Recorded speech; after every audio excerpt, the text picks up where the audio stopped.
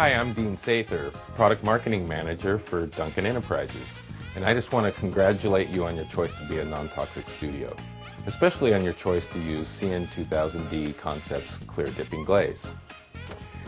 We know that you've had some factors to consider in making the choice to become non-toxic, and those including liability, insurance, health and safety concerns for your employees and your customers, and also environmental concerns when dealing with a leaded clear glaze product.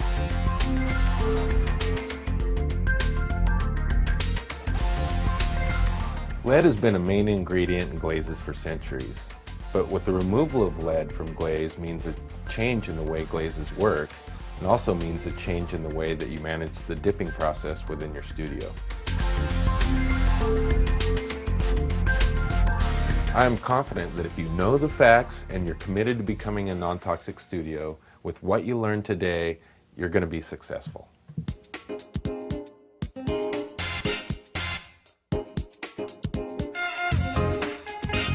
So remember, with CN2000D Concepts Clear Dipping Glaze, there's 3 steps to success. The first step is preparing your new glaze. And Concepts CN2000D actually comes in 2 convenient sizes. You have a 1-gallon container and a 3.5-gallon bucket.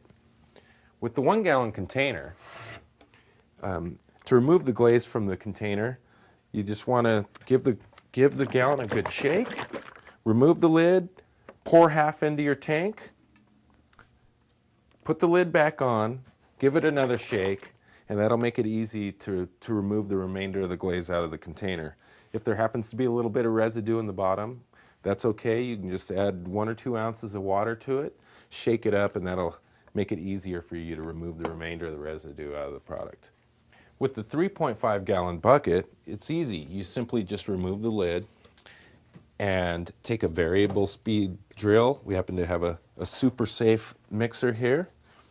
And we really recommend using a variable speed drill and a mixer to initially mix the product in the bucket. It makes it a lot easier to get the materials to where it makes it easier for you to dump into the container. So we're going to go ahead and mix it up.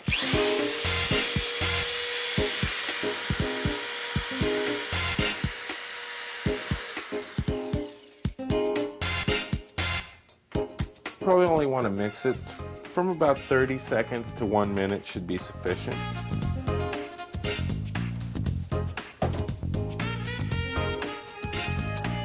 Then you have the bucket ready to dump into your main dipping tank.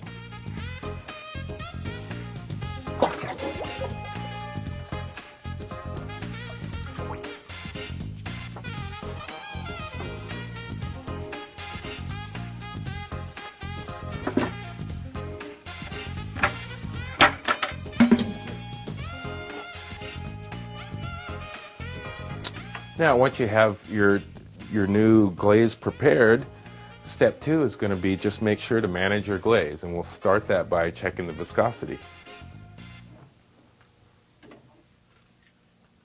To check the viscosity, we have a viscosity cup.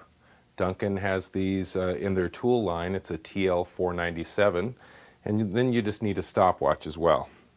To check viscosity, it's very easy. What you're going to do is just take your viscosity cup and submerge it into the glaze. And as soon as you bring the viscosity cup out of the glaze, you're going to start the timer.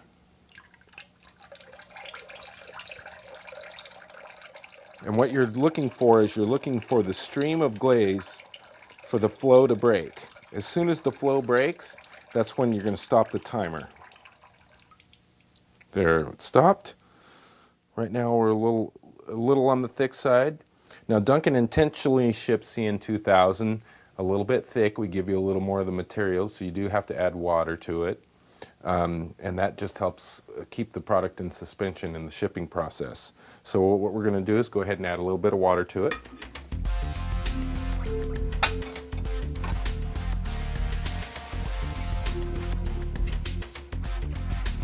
And you want to add water in small amounts. I probably have about 10 gallons of glaze in the tank here, And generally you'll want to add water in increments from 2 to 4 ounces, but it's easy just kind of to eyeball that.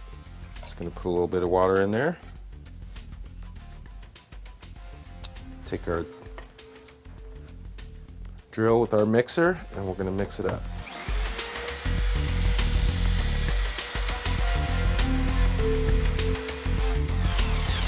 Now you'll notice that I intentionally kind of created a vortex there in the glaze because I wanted to pull the moisture that was sitting on top of the glaze down into it so I could really mix the water into the glaze nicely. And then we can go ahead and check the viscosity to see if we've got it to the proper dipping consistency. So again, just submerge the cup into the glaze. As soon as you lift it from the glaze, you want to start the stopwatch.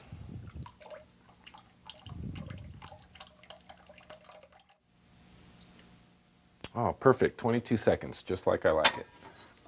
Now, CN2000 has a viscosity range that we recommend from 19 to 24 seconds. I like mine a little on the thick side because I dip pieces really fast. But if you're new to dipping and maybe you dip a little slower, you're a little timid because it's a new process for you, you might want the glaze a little on the thinner side so that you prevent over-application of the product. So kind of now that we've got the viscosity piece taken care of and we've got our glaze managed the way we want, let's go ahead and start the dipping process. So before we actually get into the dipping process, a couple things I want to mention to you about CN2000D is that you may have noticed when we opened the bucket and did the mixing that the glaze appeared a little on the thick side, and also that when we did the viscosity measurements that the glaze tended to stick to the cup a little bit. And there's a reason for that. Duncan Enterprises actually had our own studio when we were developing this product. And from having our own contemporary ceramic studio, it gave us the opportunity to do a lot of the development in a studio just like yours. And so with CN2000D, we found that it was very important to have the stability in the product. A lot of dipping glazes on the market tend to dry chalky and unstable and can flake off when you're handling the pieces after dipping. CN2000, you'll notice, dries very firm on a piece, and that was done on purpose so that when you're loading it into the kiln or your staff is loading it into the kiln, it keeps your colors very stable. It keeps the French Dimensions products like this piece I happen to have here with the dots on it. Lots of times those are easy to knock off in the handling stage. With CN2000, once it dries on the piece, it's going to keep all your colors, everything very stable, so that it just makes it a lot easier to handle.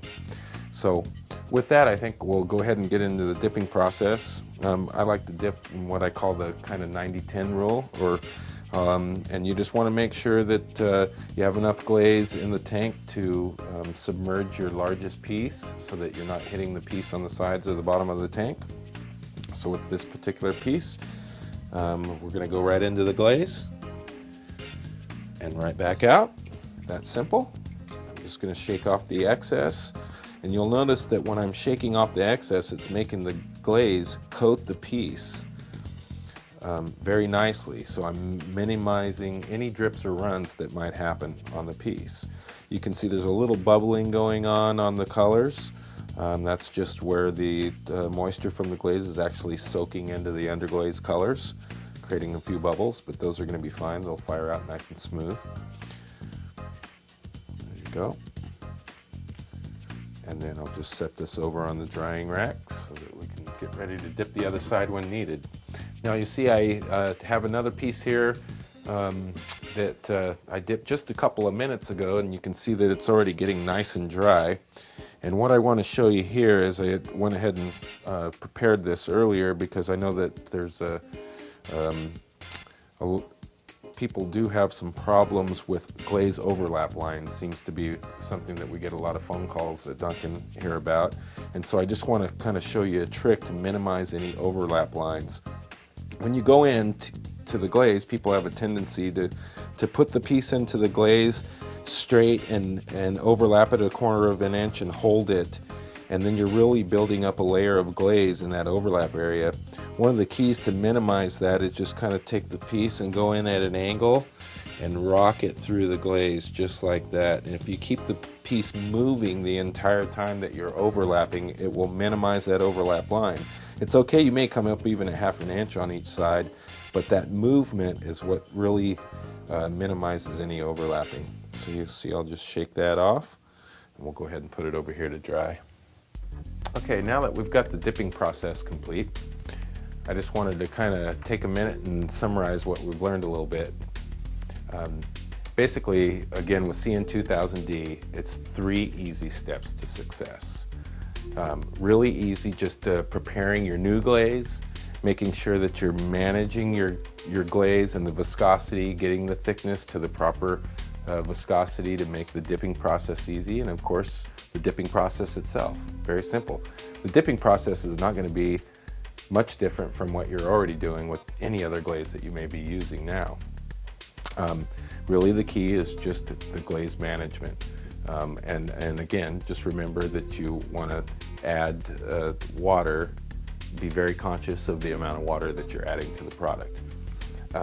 But if there's anything that you've forgotten today, remember we have tons of support for you. We've got our worldwide network of distributors that are very knowledgeable about our products. We also have duncanceramics.com with tons of information for you. And then we've also got 1-800-CERAMIC with our customer service staff that's ready to support you. So remember, with CN2000D Concepts Clear Dipping Glaze, you can have the peace of mind of being a non-toxic studio.